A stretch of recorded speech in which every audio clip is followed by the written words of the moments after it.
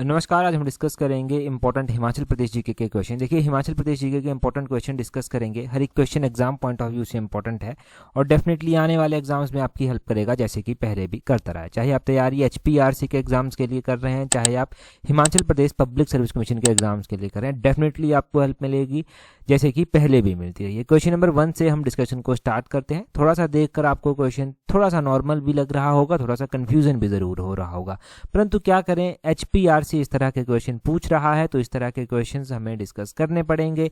परंतु public service commission जो है वो इस तरह के क्वेश्चंस कम पूछता है, परंतु हमें फिर भी जो है वो मेंटली प्रिपेयर रहना है टफेस्ट लेवल के लिए और उसी हिसाब से हमें तैयारी करनी है। बोलते हैं total number of hill district in Himachal Pradesh. तो हिमाचल प्रदेश में पहाड़ी जिलों की संख्या जो है वो कितनी है? हिमाचल प्रदेश में टोटल नंबर ऑफ डिस्ट्रिक्ट जो है वो 12 हैं। और अगर टोटल नंबर ऑफ डिस्ट्रिक्ट में से अगर हम देखेंगे कि हिल डिस्ट्रिक्ट कितने आते हैं, तो ये भी सारे के सारे 12 ही है। 12 के 12 डिस्ट्रिक्ट हिमाचल के जो है वो हिली डिस्ट्रिक्ट्स हैं। अगर हम हिमाचल प्रदेश के बारे में बड़ी बेसिक जानकारी जो है वो डिस्कस करें, तो हिमाचल प्रदेश का सबसे पहले जियोग्राफिकल एरिया जो है वो आएगा। जियोग्राफिकल एरिया 55,673 स्क्वायर किलोमीटर है।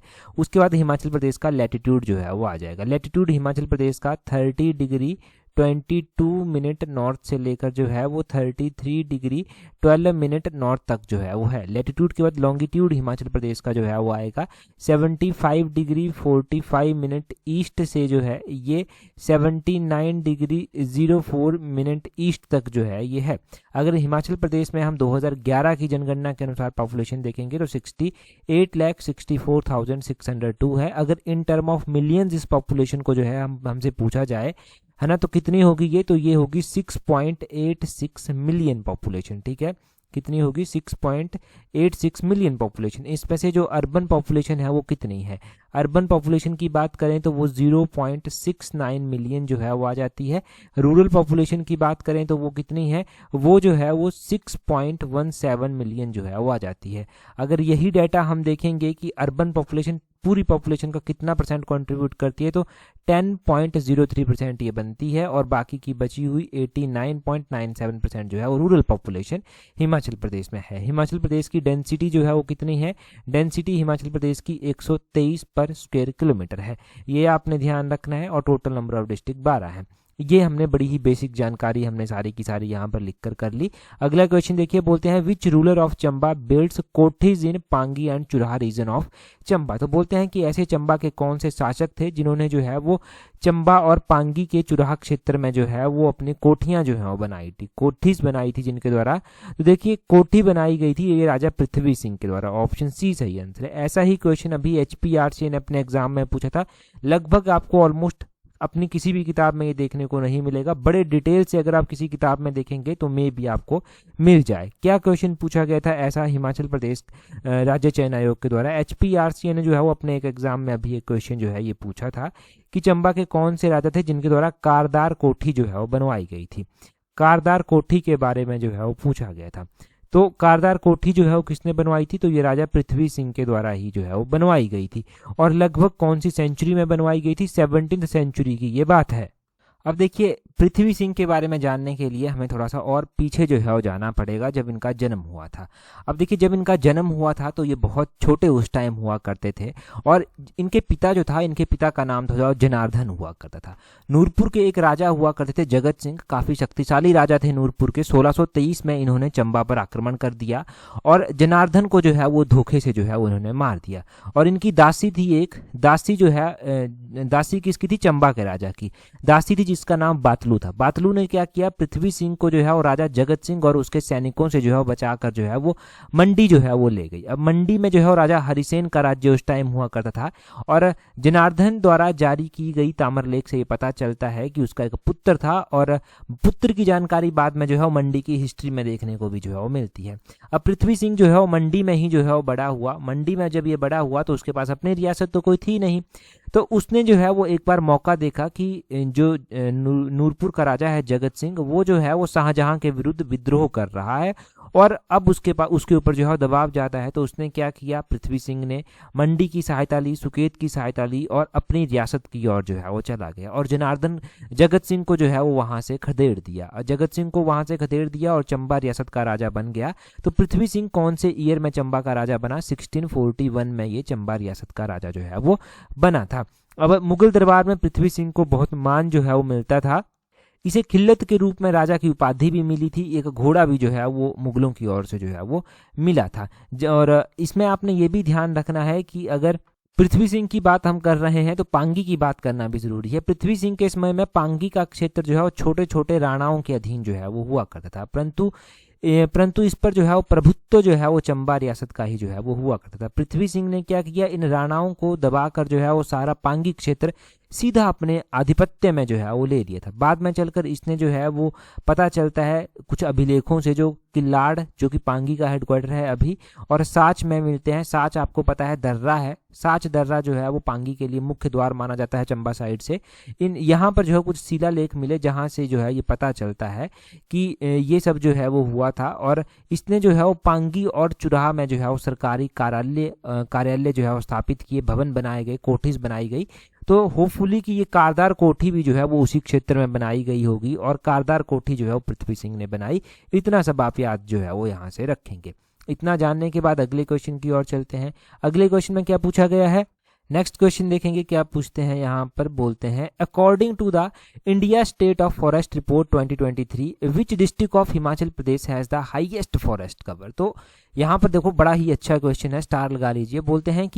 बोलते हैं India state of forest report के अनुसार हिमाचल प्रदेश के किस जिले में सबसे अधिक वन आवरण है। यहाँ पर पूछा गया है कि फॉरेस्ट कवर सबसे अधिक जो है वो किस क्षेत्र में है।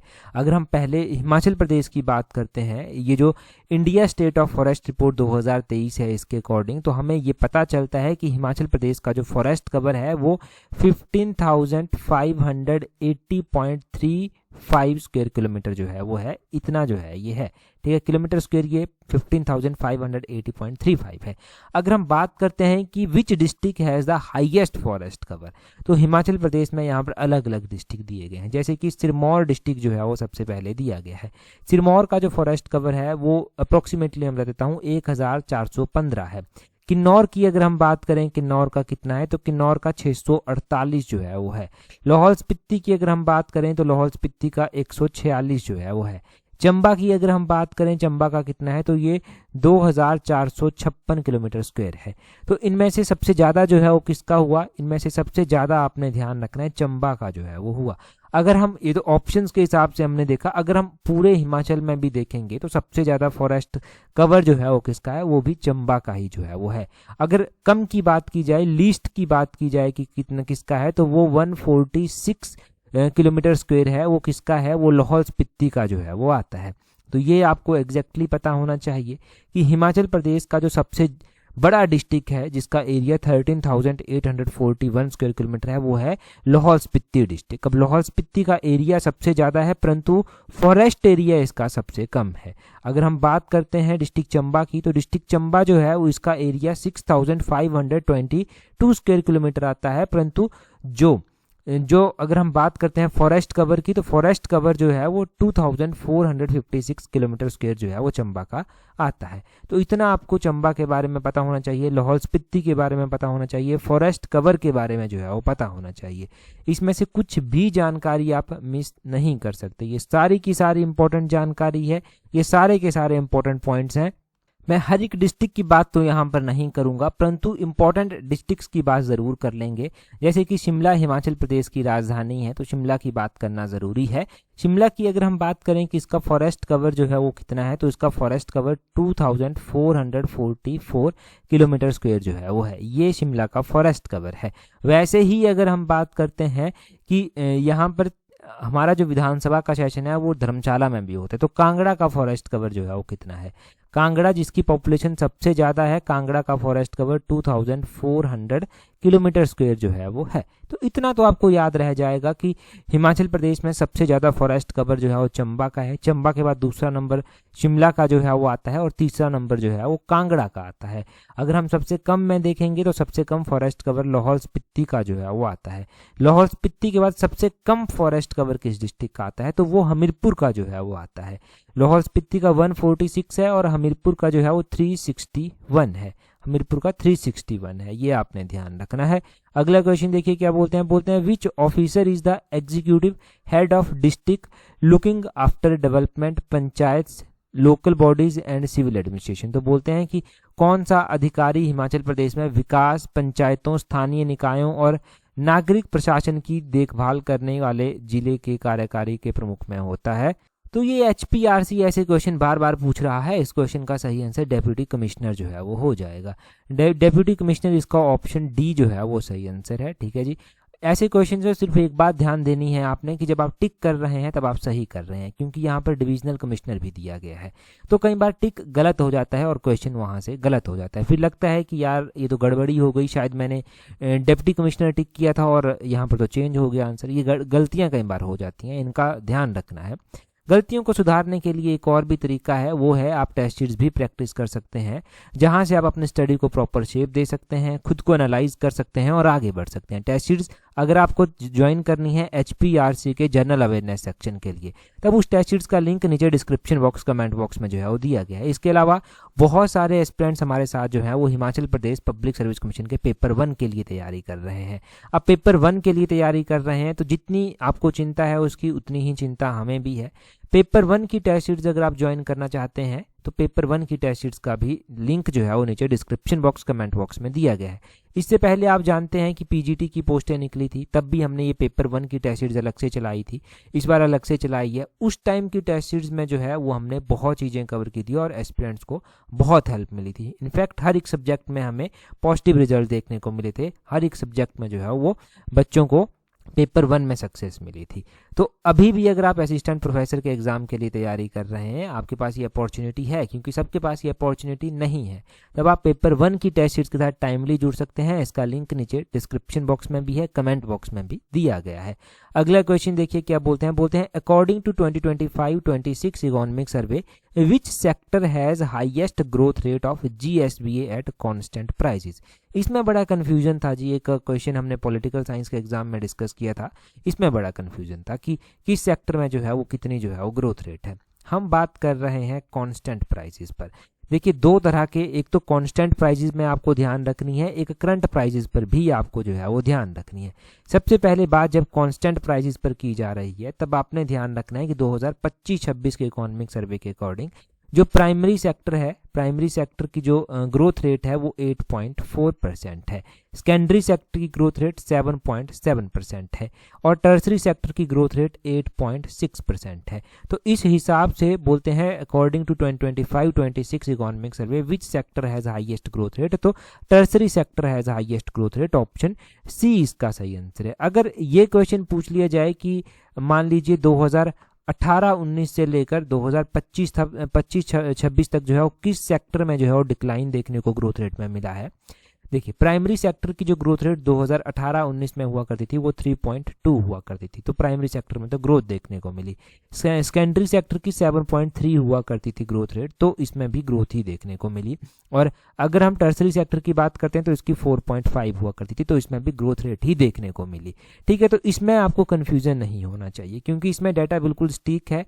ये जो डाटा आपके साथ ये 8.4, 7.7 और 8.6 वाला डिस्कस किया जा रहा है, ये 2025-26 के लेटेस्ट इकोनॉमिक सर्वे के अकॉर्डिंग डाटा डिस्कस किया जा रहा है। और 2025 यहाँ पर मैं लिख देता हूँ अच्छे से, 2025-26 का ये एडवांस एस्टीमेट है, AE इसको बोलते हैं। एडवांस एस्टीमेट जो है ये 2025-26 का जो है वो है, और कांस्टेंट प्राइजेस पर हमने ये सारी की सारी बात की।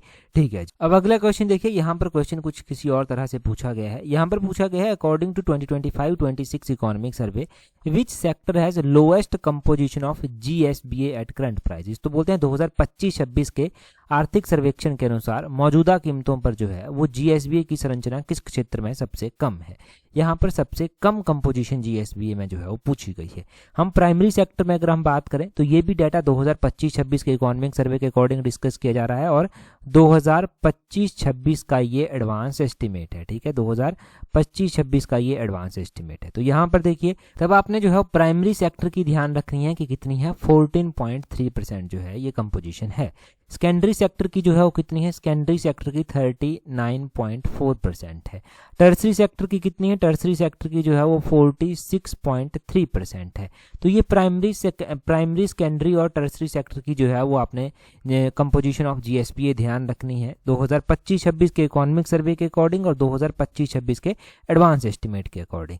अब यहाँ से क्वेश्चन एग्जाम में देखिए क्या पूछा गया था, इसको कंपेयर करने को बोला गया था कि 2018-19 के साथ अगर आप कंपेयर करेंगे तो किस सेक्टर में जो है वो हमें जो है वो डिक्लाइन देखने को मिला, मतलब हमें किस सेक्टर में कमी देखने को मिली जीएसबीए की कंपोजिशन में। तो प्राइमरी सेक्टर में अगर आप देखेंगे तो 2018-19 में ये 13.1% हुआ करती, तो प्राइमरी सेक्टर में तो ये 14.3 पहुंच गई आकर, तो ये इंक्रीज हो गई। सेकेंडरी सेक्टर में ये 30 कितनी हुआ करती थी, सेकेंडरी सेक्टर में ये जो है वो हुआ करती थी 44.9 हुआ करती थी और 2025-26 के एडवांस एस्टिमेट के अकॉर्डिंग 39.4 हो गई, तो इसमें डिक्लाइन हमें देखने को मिला। और वैसे ही जो है वो 46.3% आपने ध्यान रखना है कि ये 2025-26 के एडवांस एस्टिमेट के अकॉर्डिंग थी टर्सरी सेक्टर में और 42% थी 2018-19 के एस्टिमेट के अकॉर्डिंग। तो इसमें भी हमें ग्रोथ ही देखने को मिली। तो डिक्लाइन हमें सिर्फ सेकेंडरी सेक्टर में देखने को मिला था और हमने ये सारा का सारा ऑफिशियल डाटा डिस्कस किया था। पता नहीं क्यों कन्फ्यूजन हो गया आपको, क्यों हुआ, तो कुछ एक दो बच्चों को था, मतलब किसी को भी कन्फ्यूजन नहीं होना चाहिए। जब हम पढ़ रहे हैं, जब हम अच्छे से पढ़ रहे हैं, मेहनत कर रहे हैं, तो किसी को भी कन्फ्यूजन नहीं होना चाहिए। तो इसलिए हम कोशिश हमेशा यही करते हैं कि जो भी पढ़े वो विद प्रॉपर एक्यूरेसी पढ़ें। कोई गलती हो जाती है तो उसको बार बार सुधारें और इतनी बार सुधारें कि कभी वो पेपर में गलत ही ना हो। तो यहाँ पर अगर आप देखेंगे सही आंसर क्या था इस क्वेश्चन का, वो ऑप्शन ए प्राइमरी सेक्टर था। अगला क्वेश्चन देखिए क्या बोलते हैं अगले क्वेश्चन में। अगला क्वेश्चन यहाँ पर हमारे पास क्या दिया गया है, देखिए अगला क्वेश्चन हम डिस्कस करते हैं उससे पहले अगर आप तैयारी कर रहे हैं अपकमिंग HPRC के पटवारी एग्जाम के लिए, पंचायत सेक्रेटरी एग्जाम के लिए और हमारी जर्नल अवेयरनेस की टेस्ट सीरीज के साथ जुड़ना चाहते हैं, तो जर्नल अवेयरनेस की टेस्ट सीरीज का जो लिंक है वो नीचे डिस्क्रिप्शन बॉक्स में और कमेंट बॉक्स में जो है वो दिया गया है। वहां से आप हमारी जर्नल अवेयरनेस की टेस्ट सीरीज को ज्वाइन कर सकते हैं और अपनी स्टडी को प्रॉपर शेप दे सकते हैं। एक ही स्लॉट से आप इन दोनों एग्जाम्स की तैयारी कर सकते हैं। अगले क्वेश्चन में बोलते हैं when did Haripur fort was founded by Prithvichand. अच्छा, हरिपुर फोर्ट पहले तो ये पृथ्वीचंद के द्वारा नहीं फाउंड किया गया था, इसको गलत कर दीजिए। फाउंडेड बाय यहाँ पर हो जाएगा हरिचंद के द्वारा ये फाउंड किया गया था। हरिचंद कौन थे, इसको मैं PDF में सही कर दूंगा, ठीक है। इससे पहले का पार्ट था, उसकी PDF भी आपको टेलीग्राम पर सेंड की गई थी, इसकी भी कर देंगे क्योंकि यहाँ पर गलती हो गई हमसे। हरिचंद की अगर हम बात करते हैं तो हरिचंद जो है वो गुलेर के शासक हुआ करते थे, जिनके द्वारा गुलेर रियासत की स्थापना जो है वो की गई थी। इस रियासत की स्थापना की हिस्ट्री जो है ना वो बड़ी ही इंटरेस्टिंग है, बार बार हम डिस्कस भी करते हैं। कांगड़ा के राजा हुआ करते थे हरिचंद, वो एक बार शिकार पर जो है वो गए हुए थे और हरसर के जंगलों पर वो शिकार पर जो है वो गए हुए थे। एक जंगली सुअर का पीछा कर रहे थे अपने साथियों के साथ और अंधेरा हो गया। अंधेरा हुआ जैसे ही तो वो रास्ता भी भूल गए। अब रास्ता भूल गए, जंगल में ही भटक गए और एक कुएं में जा गिरे। तो उनको कई दिनों तक ढूंढा गया कि यार राजा गया तो गया कहाँ। फिर फाइनली ये सोचा गया कि जानवरों ने ही राजा का शिकार जो है वो कर लिया होगा और राजा को मरा हुआ जो है वो मान लिया गया। राजा को मरा हुआ मान लिया गया। उनके छोटे भाई हुआ करते थे धर्मचंद को जो है वो कांगड़ा का जो है राजपाट सौंप दिया गया। उनको कांगड़ा की गद्दी पर जो है वो बिठा दिया गया। परंतु असल में क्या था, ये तो राजा कुएं में गिरे हुए थे, मरे नहीं थे। तो एक बार क्या होता है, थोड़े दिनों के बाद, लगभग 5-10-15 दिनों के बाद, एक व्यापारी जो है वो उस रास्ते से जा रहा था, उसको प्यास लगी थी, वो कुएं के पास रुका पानी निकालने के लिए। अब पानी निकालने लगा तो देखा नीचे राजा है। राजा को बाहर निकाला गया, पूरी बात बताई गई। जब वो अपनी रियासत में राजा गया तो उसने देखा कि उसके भाई को राजा बना दिया गया है। उसको लगा कि यार अब इंटरफेयर करना ठीक नहीं रहेगा, तो अपनी ही अलग रियासत बना ली जाए। तो उसने जो है वो गुलेर रियासत जो है वो अपनी अलग से बना ली थी और गुलेर रियासत में ही उसने हरिपुर किला बनाया था। हरिपुर में अपनी राजधानी बनाई थी और ये 1405 की बात है। गुलेर रियासत भी 1405 में बनी और ये जो हरिपुर किला था ये भी 1405 में ही जो है वो इसके द्वारा बनाया गया था। तो ये पूरी की पूरी ऐसी कहानी जो है वो इसकी रही थी। अब हरिपुर का जो किला है ना, इसके बारे में भी आपने ध्यान रखना है कि यहाँ से माना जाता है कि जो कांगड़ा चित्रकला शैली है ना, उसका उद्गम जो है वो यहाँ से हुआ था। एक ऐसा क्वेश्चन पूछा गया था HPRC के द्वारा कि हिमाचल प्रदेश का जो हरिपुर किला है उससे जो है वो किस चित्रकला शैली का उद्गम जो है वो हुआ था, उसको किस चित्रकला शैली का उद्गम स्थल माना जाता है। तो कांगड़ा चित्रकला शैली का उद्गम स्थल जो है वो इसको माना जाता है। कांगड़ा पेंटिंग की अगर हम बात कर लें तो कांगड़ा पेंटिंग बेसिकली इसके बारे में यही माना जाता है कि कांगड़ा शैली का जो जन्म हुआ था वो गुलेर की कलम से जो था वो हुआ था, और इसमें अलग अलग पेंटर हुआ करते थे। कांगड़ा जो शैली थी इसके चित्रों की खोज भी बाद में चलकर हुई। चित्रों की खोज सबसे पहले मैटकॉफ के द्वारा की गई थी। कांगड़ा शैली में आपको गीत गोविंद, सतसई, रामायण, भगवत गीता जैसे विषयों पर जो है वो चित्र देखने को मिल जाएंगे। इसकी जो थीम्स रहती हैं वो जो है वो भगवान कृष्ण राधा बेस्ड जो है वो रहती हैं ज़्यादातर। ठीक है, तो इस तरह से आपने ये सब ध्यान रखना है। अगला क्वेश्चन देखिए, बोलते हैं कंसीडर द फॉलोइंग स्टेटमेंट। तो यहाँ पर कुछ एक स्टेटमेंट्स दी गई हैं। बोलते हैं Nargu wildlife sanctuary is situated in Mandi. पहले में बोलते हैं कि नारगू वन्यजीव अभ्यारण्य मंडी में है। दूसरे में बोलते हैं कि बंदली वाइल्ड लाइफ सेंचुरी जो सिचुएटेड इन बिलासपुर की बांदली वाइल्ड लाइफ सेंचुरी जो है वो बिलासपुर में स्थित है। सबसे पहले ऑप्शन में अगर हम देखेंगे कि नारगू वाइल्ड लाइफ सेंचुरी की बात की गई है, ये नारगू वाइल्ड लाइफ सेंचुरी जो है वो मंडी में ही आती है, ये तो बिल्कुल सही दिया गया है, तो पहली स्टेटमेंट सही हो गई। अगर हम बात करें बांदली वाइल्ड लाइफ सेंचुरी की, तो बांदली भी एक वाइल्ड लाइफ सेंचुरी आती है, परंतु ये बिलासपुर में नहीं आती, ये भी मंडी में ही जो है वो आती है। कहाँ पर आती है? मंडी में ही जो है ये आती है, तो दूसरी स्टेटमेंट गलत है। Choose the correct option, only one is correct. पहली स्टेटमेंट सही है, दूसरी गलत है। अगर हम वाइल्ड लाइफ सेंचुरीज की ही बात कर रहे हैं तो मंडी में जो है वो कौन कौन सी वाइल्ड लाइफ सेंचुरीज आती हैं? मंडी में एक नारगू वाइल्ड लाइफ सेंचुरी आती है। मंडी में ये जो नारगू वाइल्ड लाइफ सेंचुरी आती है ये लगभग 278 स्क्वायर किलोमीटर एरिया में फैली हुई है। 1962 में इसको स्थापित किया गया था। मंडी में शिकारी देवी वाइल्ड लाइफ सेंचुरी आती है। मंडी में बांदली वाइल्ड लाइफ सेंचुरी जो है वो आती है। ये इंपॉर्टेंट वाइल्ड लाइफ सेंचुरीज जो है वो मंडी में आती हैं। अगर हम बात करें हिमाचल प्रदेश में और भी वाइल्ड लाइफ सेंचुरीज के बारे में, तो सबसे छोटी वाइल्ड लाइफ सेंचुरी हिमाचल की सिल्ली वाइल्ड लाइफ सेंचुरी जो है वो आती है। ये सिल्ली वाइल्ड लाइफ सेंचुरी जो है वो कहाँ पर आती है ये भी पता होना चाहिए, तो ये सोलन में जो है वो आती है। और हिमाचल प्रदेश की सबसे बड़ी वाइल्ड लाइफ सेंचुरी जो है वो कौन सी आती है, तो वो भी आपने ध्यान रखना है कि वो लाहौल स्पीति में आती है। किब्बर वाइल्ड लाइफ सेंचुरी जो है वो सबसे बड़ी वाइल्ड लाइफ सेंचुरी जो है वो आती है। तो वाइल्ड लाइफ सेंचुरीज के बारे में क्वेश्चन पूछे गए। कई बार क्वेश्चन यही पूछ लिया गया है कि हिमाचल प्रदेश में कितने नेशनल पार्क आते हैं, तो 5 नेशनल पार्क जो है वो हिमाचल में आते हैं। अब ये 5 नेशनल पार्क हिमाचल में आते हैं, ये कौन कौन से नेशनल पार्क आते हैं? एक ग्रेटर हिमालयन नेशनल पार्क आता है जिसको 2014 में यूनेस्को की लिस्ट में शामिल किया गया था। एक वैसे ही पिन वैली नेशनल पार्क जो है वो आता है। एक इंद्र किला नेशनल पार्क आता है। एक खीर गंगा नेशनल पार्क जो है वो आता है। और एक सिंबलबड़ा नेशनल पार्क जो है वो आता है। तो इस तरह से ये 5 नेशनल पार्क, मुख्य नेशनल पार्क हिमाचल में आते हैं। अगला क्वेश्चन देखिए क्या बोलते हैं। अगले क्वेश्चन में बोलते हैं municipal corporation in Himachal Pradesh derive their constitutional power from which schedule of Indian constitution. तो हिमाचल प्रदेश में आप जानते हैं कि म्युनिसिपल कॉर्पोरेशंस भी हैं, पंचायतें भी हैं, काउंसिल्स भी हैं। यहाँ पर बात की गई है म्युनिसिपल कॉर्पोरेशंस की कि म्युनिसिपल कॉर्पोरेशन जो है वो ये जो इसकी जो पावर्स हैं वो इंडियन कॉन्स्टिट्यूशन के कौन से शेड्यूल्स में जो है वो आती हैं। अगर हम म्युनिसिपल कॉर्पोरेशन की बात करते हैं हिमाचल के संदर्भ में, बेशक हम पूरे इंडिया के संदर्भ में ही क्यों ना बात कर लें, तो म्युनिसिपल कॉर्पोरेशन की जो पावर आती हैं वो 12th शेड्यूल में जो है वो आती हैं। ऑप्शन डी इसका जो है वो सही आंसर हो जाएगा। देखिए 12th शेड्यूल की तो हम बात कर ही रहे हैं कि ये म्यूनिसिपैलिटीज़ के साथ, म्यूनिसिपल कॉर्पोरेशंस के साथ डील करता है।